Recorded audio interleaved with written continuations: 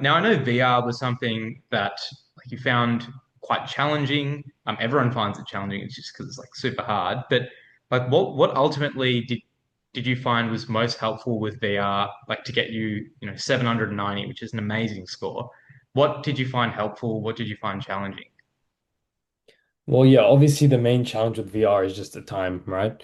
And so I guess it was a bit of experimentation with different strategies at first. I first tried reading the entire thing and then just doing the questions, which I found didn't really work. And then I kind of went more into keyword scanning. So the very first thing I do before I even read the text, I'm reading the question. I'm looking at the answer options. I'm picking up keywords from the question and the answer option. Then I'm going back to my text. And then I'm looking for the keywords. And the moment I see a keyword, I'm checking if it matches up with the answer and just clicking and moving on. I think with VR, if you have initially, I was very doubtful. I'd hesitate. I'd be wanting to double check my answer. In VR, you don't have the time. You have to just click on your answer option and move on. Like you just have to trust that you have read like whatever the information there is and you've picked the right answer. And it's not a blind trust. You have read the text, you have gained some information, you have, based on that information, made a logical decision as to what answer you want to choose. So you just have to trust that instinct and you just have to click and move on because you don't get time to deliberate and debate between different answer options and hesitate about things. You just have to click and move on. So that's my biggest piece of advice. And just the more you do it, the more you read, you'll genuinely get so fast at reading because that's what I've noticed now, like just even after UCAT, like the speed at which I can read things is like much quicker now just because you've practiced it so much. And so yeah, that's my biggest piece of advice for VR. So you ended up doing like more of a keyword approach, Yeah, was it? definitely. And how did you manage the questions which are like, which of the following is true, or what would the author most likely agree with, where the answers Yeah. all like seem to be correct, and the sort of, how did you I see manage what those you're saying. questions? Yeah. So I would look for the answer options, keywords in the answer options. So yeah, I would look for keywords in the answer options and I would just have to test those options out. And quite frankly, those questions will take a bit longer than 30 seconds. But the idea is that there are other questions that are very basic keyword scanning questions, which you should be able to get in like 15 to 20 seconds.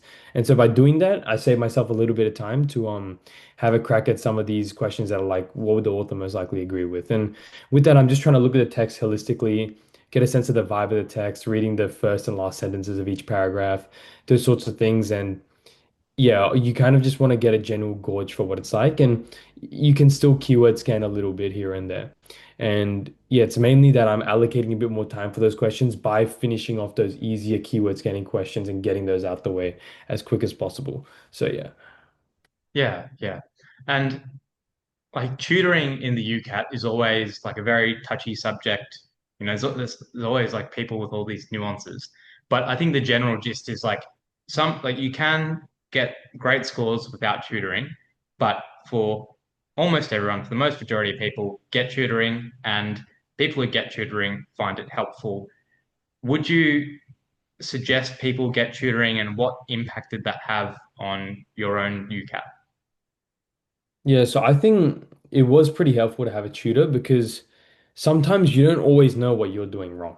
Sometimes you need those kind of external perspective to kind of actually understand like where am I going wrong? Because you could think that you're doing everything right and that you have everything got like you've gotten everything down. But you sometimes need someone else to have a look at what you're doing wrong and give you suggestions. And I found that with my tutoring experience, I got a lot of different strategies to try out, and it really helped me with that trial and error process. And it overall just gives you a very nice, like, kind of streamlined approach because doing it all yourself is so messy and all over the place sometimes. And so having a tutor who just knows, what's going wrong and gives you strategies to fix it and just keeps you accountable, that helps you a lot with your preparation and just making sure you're being consistent and just gives you another lens of advice, which I think is really helpful because no one just knows everything off the bat when it comes to UCAT. It is about learning from experience. And so you can learn a lot from the experiences of someone who has done it, has done well, and has had those successes and failures during their preparation process. And so that really helps you a lot and keeps you accountable. So I would definitely recommend it. Yeah, I think it helps get you on the right track in terms of strategies faster, but also helps like giving you those action points, and which you mentioned earlier are really critical.